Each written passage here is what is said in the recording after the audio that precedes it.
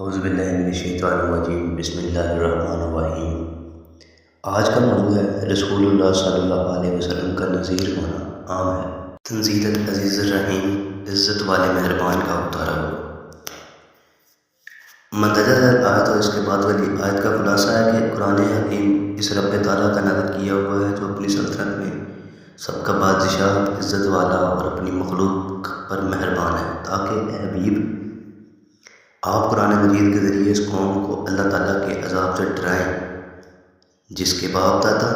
کے پاس اللہ تعالیٰ کے عذاب سے ڈرانے کے لیے طویل عرصے میں کوئی رسول نہیں پہنچا، جس کی وجہ سے یہ لوگ ایمان اور ہدایت سے غفلت میں پڑے ہوئے ہیں۔ قوم قریش کا تو یہی حال ہے کہ ان میں نبی کریم صلی اللہ علیہ وسلم سے پہلے کوئی رسول تشریف نہیں لائے،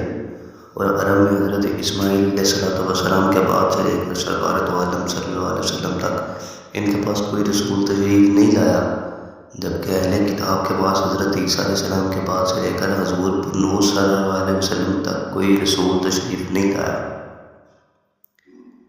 یہاں آیات میں بطور خاص کفار قریش کو اللہ تعالیٰ کے عذاب سے ڈرانے کا فرمایا گیا۔ عمومی طور پر تاجدار رسالت صلی اللہ علیہ وسلم اہل عرب، اہل کتاب وغیرہ سبھی کو اللہ تعالیٰ کے عذاب سے ڈرانے والے ہیں،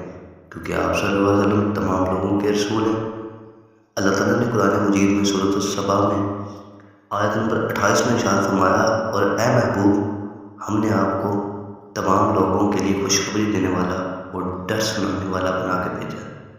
لیکن بہت لوگ نہیں جانتے۔